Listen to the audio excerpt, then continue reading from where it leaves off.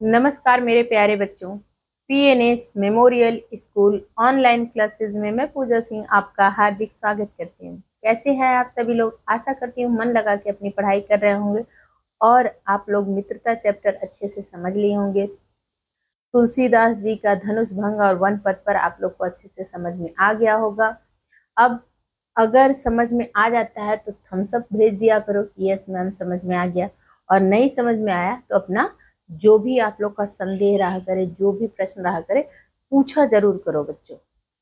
और वीडियो पसंद आया करे तो प्लीज वीडियो को लाइक शेयर एंड जो भी नया है इस वीडियो पे वो सब्सक्राइब जरूर कर ले चैनल को। ठीक है, तो स्टार्ट करते हैं आज का जो अभ्यास प्रश्न है ना बच्चों, मित्रता चैप्टर का। ये हमारे आचार्य रामचंद्र शुक्ल जी हैं। ठीक, तो ये मित्रता चैप्टर का जो अभ्यास प्रश्न है एक बार इनको देख लो आप लोग।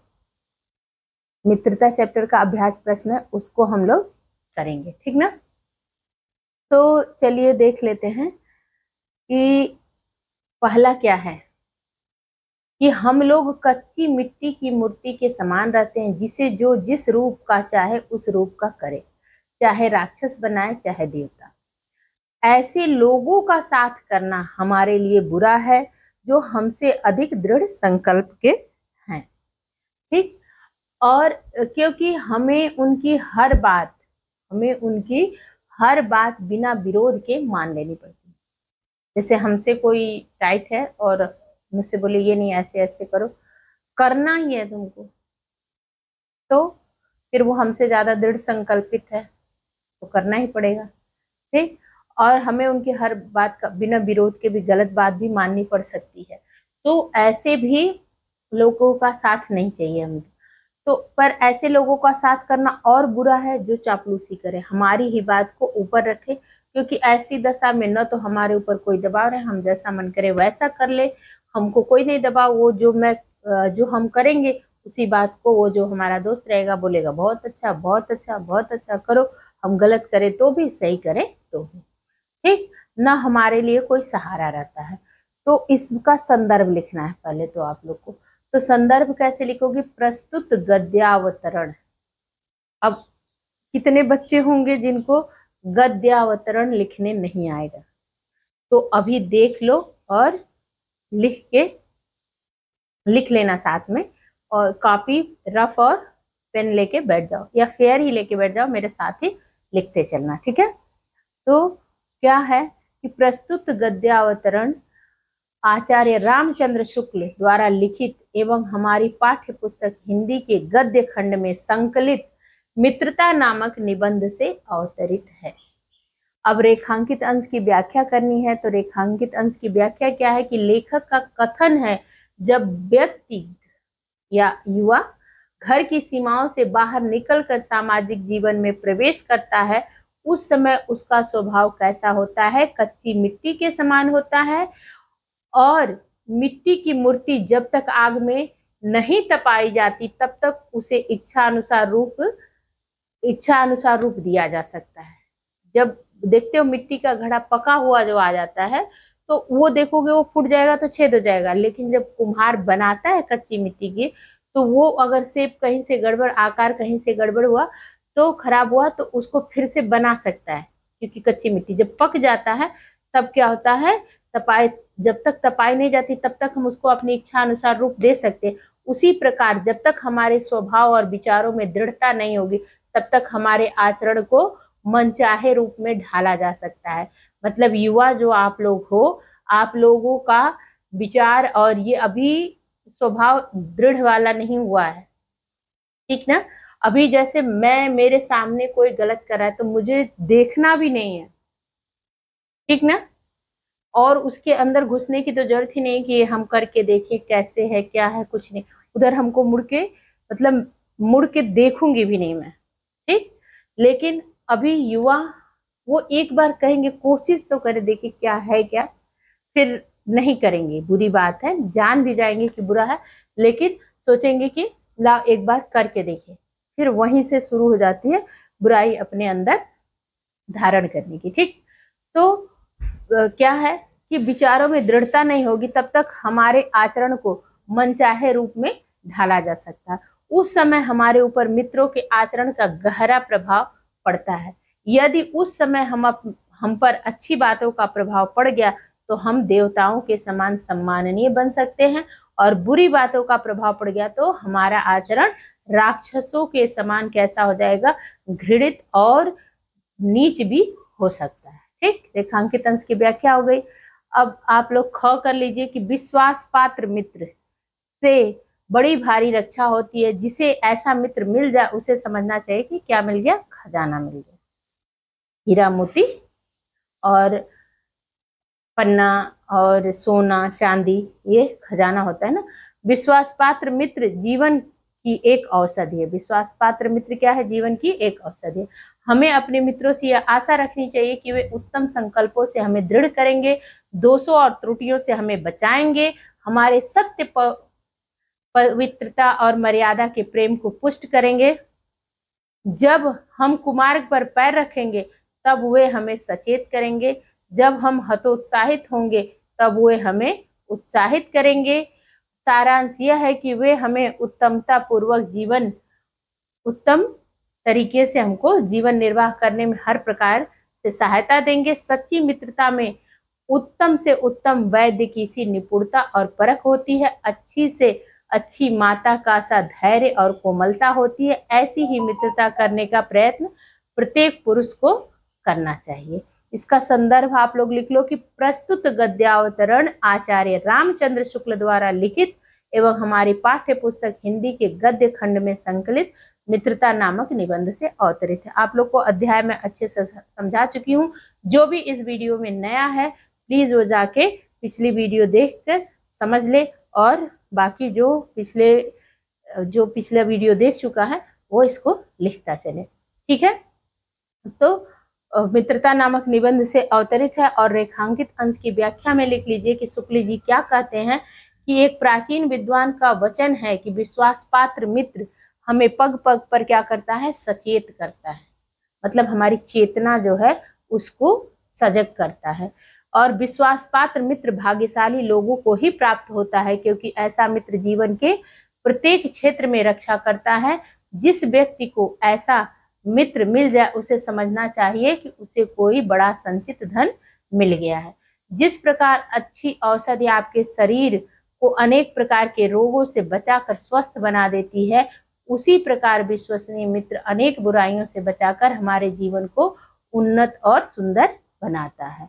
अब उसमें दूसरी रेखांकित अंश की व्याख्या है यहाँ से, सच्ची मित्रता में उत्तम से उत्तम वैद्य की सी निपुणता है। तो उसको लिख लो आप लोग कि आचार्य रामचंद्र शुक्ल जी का कहना है कि जिस तरह कुशल वैद्य नाड़ी देखकर तत्काल रोग का पता लगा लेता है, उसी प्रकार सच्चा मित्र हमारे गुणों और दोषों को परख लेता है। जिस प्रकार माता धैर्य के साथ सभी कष्टों को सहन कर मधुर व्यवहार करती है, उसी प्रकार सच्चा मित्र अपने मित्र को बड़े धैर्य पूर्वक कुमार्ग से हटाकर स्नेह के साथ सतमार्ग पर, सन्मार्ग नहीं, सतमार्ग लिख लेना, सतमार्ग पर लगाता है। अतः हमें ऐसे मित्र चुनना चाहिए जिस पर हमें यह विश्वास हो कि वह हमें कुमार्ग से हटाकर सुमार्ग की ओर क्या करेगा, ले जाएगा। ठीक, मित्र केवल उसे नहीं कहते जिसके गुण की तो हम प्रशंसा करें, पर जिससे हम स्नेह न कर सके, जिससे हम छोटे छोटे काम तो निकालते जाएं पर भीतर ही भीतर घृणा करते रहें। ठीक, और मित्र सच्चे पथ प्रदर्शक के समान होने चाहिए, जिस पर हम पूरा विश्वास कर सके। भाई के समान होना चाहिए जिसे हम अपना प्रीति पात्र बना सके। हमारे और हमारे मित्र के बीच सच्ची सहानुभूति होनी चाहिए, ऐसी सहानुभूति जिससे एक के हानि लाभ से को दूसरा भी अपना हानि लाभ समझे। जैसे अपना भाई है, अगर उसका कुछ बुरा हुआ तो लगेगा मेरा सब कुछ खराब हो गया, वैसे ही मित्र का भी होना चाहिए। मित्रता के लिए आवश्यक नहीं कि दो मित्र एक ही प्रकार के कार्य करते हों या एक ही रुचि के हों। इसी प्रकार प्रकृति और आचरण की समानता भी आवश्यक या वांछनीय नहीं है। मतलब दो अलग अलग प्रवृत्ति के, जैसे राम लक्ष्मण। ठीक, और बताओ तुम लोग कई सारे मित्रों के, हाँ दुर्योधन और कौन, दुर्योधन और कर्ण। इसी प्रकार प्रकृति और आचरण की, मतलब उनकी प्रकृति अलग आचरण अलग, फिर भी वो लोग दोस्त। तो भिन्न प्रकृति के मनुष्यों में बराबर प्रीति और मित्रता रही है। इस गद्यांश का संदर्भ लिखना है, तो संदर्भ आप लोग जान चुके हो, संदर्भ लिख लेना। ठीक, अब रेखांकित अंश की व्याख्या कर लेते हैं कि शुक्ल जी का कहना है कि मित्र के प्रति हृदय में प्रेम होना चाहिए। क्या होना चाहिए? प्रेम होना चाहिए। सच्चा मित्र विश्वास करने योग्य, सही मार्ग बताने वाला और भाई के समान निष्कपट प्रेम करने वाला होता है। हमारी और हमारे मित्र की आपस में सच्ची सहानुभूति होनी चाहिए, जिससे वह हमारे हानि लाभ को अपना हानि लाभ समझे और हम उसके हानि लाभ को अपना। तात्पर्य क्या है कि सच्ची मित्रता में सच्चा स्नेह होना चाहिए। जिनके हृदय में परस्पर घृणा भरी हो मित्र नहीं हो सकते। ठीक ना, मित्र नहीं हो सकते। शुक्ल जी क्या कहते हैं कि सच्ची मित्रता के लिए दो व्यक्तियों के स्वभाव का एक समान होने का कोई होना महत्व नहीं रखता। वांछनीय ना, तो महत्व नहीं रखता। यदि इसमें महत्व है तो केवल इस बात का कि दोनों व्यक्ति एक दूसरे के प्रति सहानुभूति रखते हैं। यदि वे ऐसा समझते हैं तो विपरीत स्वभाव का होने पर भी उनकी मित्रता सच्ची सिद्ध होती है। और यदि वे ऐसा नहीं समझते तो समान स्वभाव होने पर भी मित्रता नहीं निभ सकती, नहीं चल सकती। ठीक, अब अगला देख लेते हैं। घ क्या है कि यह कोई बात नहीं कि एक ही स्वभाव रुचि के लोगों में मित्रता हो सकती है। समाज में विभिन्नता देखकर लोग एक दूसरे की ओर आकर्षित होते हैं। जो गुण हम में नहीं है, हम चाहते कि कोई ऐसा मित्र मिल जाए। जैसे मैं अपनी बात बताती हूँ, मैं चाहती हूँ, मेरा गला अच्छा नहीं है, मैं बहुत अच्छा गा नहीं सकती, तो मैं सोचती हूँ कोई मेरा ऐसा दोस्त रहे जो मेरी भी बातों को, जो बहुत अच्छा गाता रहे, मैं ऐसे से दोस्ती करूँ। ठीक, आप लोग बताना कि आप लोग को कैसे दोस्त चुनने का मन करता है। ठीक ना, कि क्या गुण हो उसके में। जो गुण हमें नहीं है, हम चाहते कि कोई ऐसा मित्र मिल जाए जिसमें वो गुण हो। चिंताशील मनुष्य प्रफुल्लित चित्त का साथ ढूंढता है। निर्बल कैसा ढूंढता है? बलि का। धीर उत्साही का। उच्च आकांक्षा वाला चंद्रगुप्त। मुक्ति और उपाय के लिए चाणक्य का मुंह ताकता। अब देखो, चाणक्य और चंद्रगुप्त की कहानी आप लोग जानते हैं कि नहीं, ये बताइएगा कि हाँ जानते हैं, नहीं तो आप लोग को चाणक्य और चंद्रगुप्त की कहानी मैं ममता चैप्टर जब पढ़ाऊंगी सुनाऊंगी। ठीक, तो नीति विशारद अकबर मन बहलाने के लिए बीरबल की ओर देखता है। नीति विशारद अकबर था, लेकिन बीरबल कैसे थे? बहुत ही विनोदी स्वभाव के थे। ठीक, और बहुत ही बुद्धिमान थे, बहुत ही बुद्धिमान थे। तो उनकी ओर कौन? अकबर देखते हैं। तो इस जो लाइन है रेखांकित अंश की, उसका आप लोग को संदर्भ, तो प्रस्तुत गद्यावतरण आचार्य रामचंद्र शुक्ल द्वारा लिखित एवं हमारी पाठ्य पुस्तक हिंदी के गद्य खंड में संकलित मित्रता नामक निबंध से अवतरित है। और रेखांकित अंश की व्याख्या लिख लीजिए आप लोग मेरे साथ ही, मैं बोल रही हूँ, आप लोग लिखिए कि शुक्ल जी कहते हैं कि दो व्यक्तियों में मित्रता होने के लिए यह आवश्यक नहीं है कि उनके स्वभाव एक जैसे हो और उनकी रुचियां समान हो। ठीक, वरन भिन्न स्वभाव के लोगों में भी मित्रता हो सकती है। समाज में व्याप्त विभिन्नता को देखकर निर्धन धनी की ओर, निर्बल शक्तिशाली की ओर तथा विनीत नम्र व गंभीर व्यक्ति उत्साही व्यक्ति की ओर आकर्षित होते हैं, जिससे कि उन्हें विपरीत समय में उचित क्या मिले? प्रेरणा मिल सके।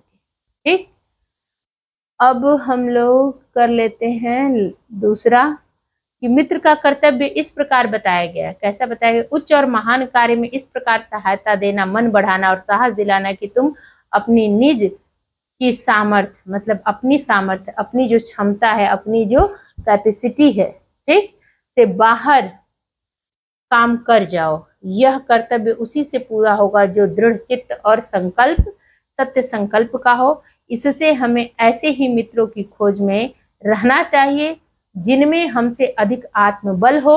हमें उनका पल्ला उसी तरह पकड़ना चाहिए जिस प्रकार सुग्रीव ने पकड़ा था श्री रामचंद्र जी का। मित्र हो तो प्रतिष्ठित और शुद्ध हो, मृदुल और पुरुषार्थी हो। जहाँ पे टाइपिंग मिस्टेक हो गई है, हवय हो गया शुद्ध हवय, वहाँ टाइप मास्टर को धन्यवाद कर दीजिएगा आप लोग। मृदुल और पुरुषार्थी हो, शिष्ट और सत्यनिष्ठ हो, जिससे हम अपने हम अपने को उनके भरोसे पर छोड़ सके और यह विश्वास कर सकें कि उनसे किसी प्रकार का धोखा न होगा।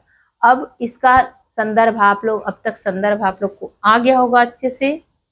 ठीक, अब रेखांकित अंश की व्याख्या कर लेते हैं हम लोग कि शुक्ल जी कहते हैं, क्या कहते हैं शुक्ल जी, कि मित्र के महान कार्यों में सहायता देने, उत्साहित करने जैसे कर्तव्यों का निर्वाह वही व्यक्ति कर सकता है जो स्वयं दृढ़ विचारों और सत्य संकल्पों वाला होता है। अतः मित्र बनाते समय हमें ऐसे व्यक्ति को खोजना चाहिए जिसमें हमसे बहुत अधिक साहस और आत्मबल विद्यमान हो। ठीक, अब हम लोग इसको करेंगे, कितना बचा हुआ है, 1 2 3 4, ठीक है, 4 से 5 बचा हुआ है, हम लोग नेक्स्ट वीडियो में करेंगे 5। ठीक ना, अभी इतना लिख के लिखिए आप लोग, फिर नेक्स्ट वीडियो में मिलती हूँ। धन्यवाद।